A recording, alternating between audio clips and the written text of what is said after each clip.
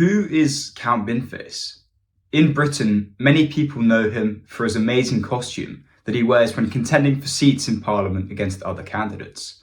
Count Binface describes himself as being of the species Recyclon and styles himself the leader of the Recyclons, and he claims that his place of origin is Sigma 9. Previously, he styled himself Lord Buckethead, but he had to create his new current character due to a dispute with Todd Durham, who is a film producer who owns the character of Buckethead. Count Binface, then known as Lord Buckethead, made his first political appearance in 2017, standing against Theresa May, who would, incidentally, go on to become Prime Minister following that election. But who is he? The man under the suit is called Jonathan David Harvey.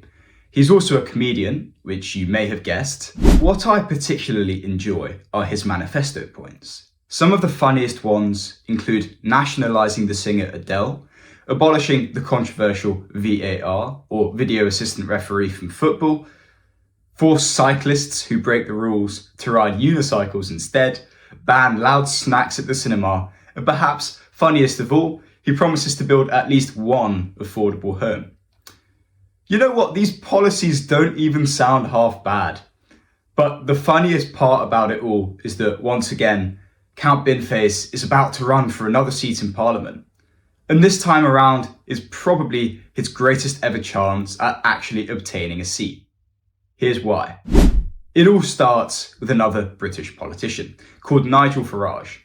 Now, he's the leader of the Reform Party in the UK, who've been gaining popularity over the last couple of years.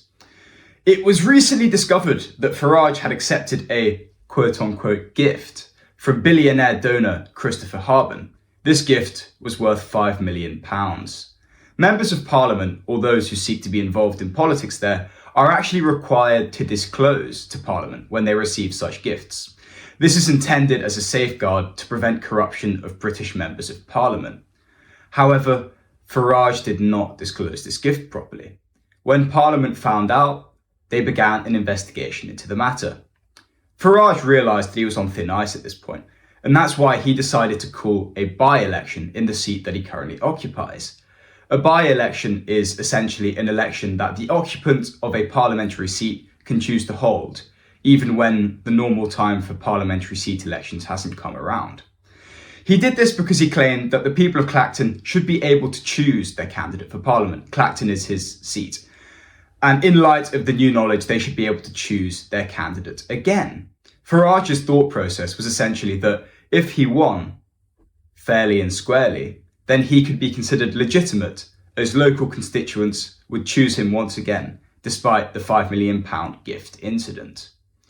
The other major parties in the UK actually decided to boycott this by-election because they believed that, at its root, it was a crooked political move to try to get around Farage's break of the rules.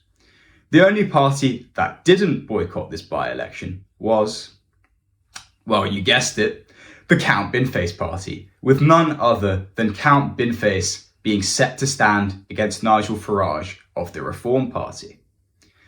Given that there are now only two candidates in the Clacton by-election, it's actually a lot more likely that Count Binface could win a seat.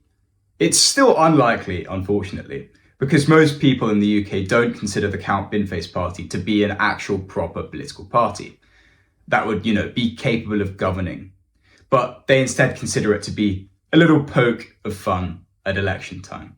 However, it remains to be seen if Nigel Farage's actions have led to enough of a dip in his popularity to allow Count Binface to achieve his first ever seat in Parliament. Well, what do you guys think? Will Count Binface perhaps beat Nigel Farage in the Clacton by-election? Feel free to let me know in the comments. I'd be really interested in your thoughts. And without further ado, I'll see you next time.